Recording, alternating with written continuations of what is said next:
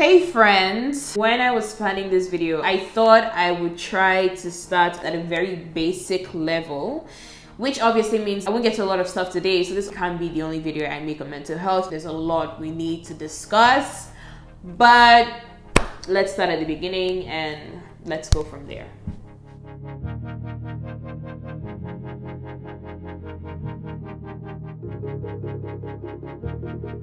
So I was really interested to hear what people would have to say about mental health. I asked people two general questions, and everybody I asked was African, by the way. All right, so to the first question of what are some basic problems when it comes to the way we deal with or don't deal with mental health. So the first one, a lot of people said, was that some people still don't believe that mental illness exists or is even a thing. I mean, growing up, madness was the only mental illness I thought existed because it was, it was the only mental illness that was acceptable, and it was used to refer to people who were, sitting on the side of the road, half naked, dirty, stuff like that. I'd never seen of or heard of anything else, so I didn't think anything else existed. It almost seemed like it's either you were mad or you were perfectly okay, and there was no in between, which is not the case in reality. Now, in addition to that, a lot of people believe that mental health issues are just things that white people or North Americans experience, and we Africans don't go through those things because we're strong, which we are. To be honest, we are magnificent, but at the same time we're also human beings and we're not exempt from mental health issues. And I think that madness was the only acceptable mental, illness because you could see it. So people experiencing things like depression or anxiety or postpartum depression even are in a tricky situation because people cannot look at them and see what is wrong. And so they think that these things don't exist, and mental health is not taken seriously sometimes. I mean, pretty much growing up, it was always a joke. Like if you misbehaved in class, teachers would joke and be like, is there something wrong with you? Your medulla oblongata is not correct. Which when I got older, I realized didn't make sense because the medulla oblongata handles involuntary functions like breathing and swallowing and walking. But who asked me? Now, the second thing a lot of people mentioned was that, there hasn't been enough awareness about mental health. It's something that was never talked about, or at least never talked about seriously. It was always a joke. I mean, when you're physically sick, and you're talking to your mom or you go to the doctor, you can point and tell them that this is what's wrong. But if you're going through depression, you can't necessarily point at anything, especially because you yourself might not even understand what's happening to you, because this is something that you've never heard spoken about. I remember Kimberly Crenshaw mentioned that when you cannot see a problem, you pretty much cannot solve the problem. It just means that a lot of people who are struggling with certain things struggle with it on their own. A third thing some people mention is that there is hardcore demonization of mental illness. Oh my goodness. Now, I know, at least for Nigeria, it's a very, very religious country, right? So when people do have mental health problems, people just tell them to pray it away. And yes, 100%, you should take it to God.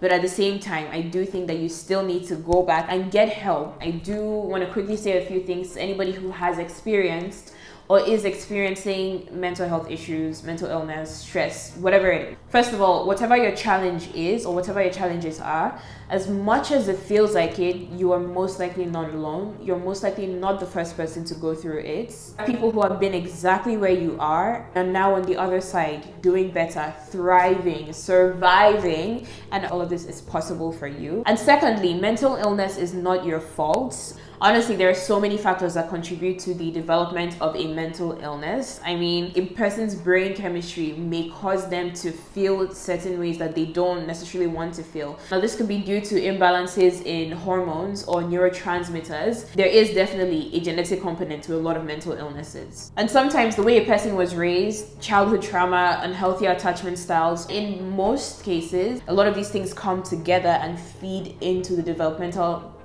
I'm sorry, I don't know why I'm shouting. Feed into the development of a mental illness later on in life. Now, it bears mentioning that mental health goes beyond mental illness. The World Health Organization defines health as a state of complete physical, social, and mental well-being, and not merely the absence of disease or infirmity. So this also means learning to pace yourself, handling stress in the right way, and developing healthy coping mechanisms for emotional distress or just the day-to-day of life. All right, so the second question I ask people: in hindsight, what are some of the things that your community, your parents could have done to support your mental health more?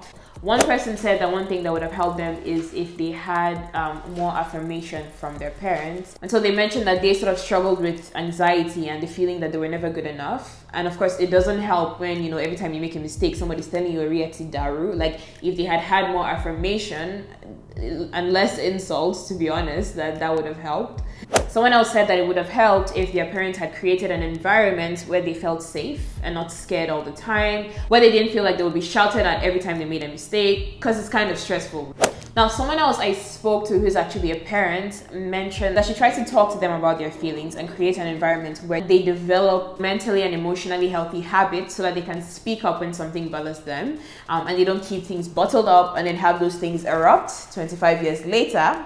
Or that they don't get into relationships and then realize that they don't know how to communicate, and then they're just looking at themselves inside the relationship like PDD and that other guy because, they didn't learn these things when they were younger. Someone else said that it would have helped if things were spoken about a lot more, so that they would have known they were not the only ones dealing with their problems. Things like low self-esteem, because they never had it talked about, they thought something was inherently wrong with them because it seemed like everybody else was fine. Some people said that growing up, they were never really allowed to talk about, the things they were feeling. If you have a problem, you keep it in your chest, and that's the end, right? And so they sort of grew up with that habit of dealing with things in that way. And I'd heard someone mention that a lot of times when they did try to share things, there were always negative consequences. So things like, you've come again, you're too sensitive, or are you the first, or somebody cannot play with you, or just go and pray. If you have low self-esteem, go and pray for God to lift it up. Now, some people mentioned that, the negative consequences to expressing emotion happened because they were boys, and feeling emotions, expressing emotions was completely off the table. Because there were consequences to opening up, they didn't necessarily develop healthy ways of processing and expressing emotion, which isn't your fault, again, when you're a kid, but when you get older, you kind of have to just do the work and make sure you're in a healthy place with all that kind of stuff. Yeah. Now, some people mentioned that there was a lot of pressure to be what their parents wanted and to not show weakness even when they were struggling. Now, this could be med students who may have gotten into the program partly because they know, it's something their parents will be proud of.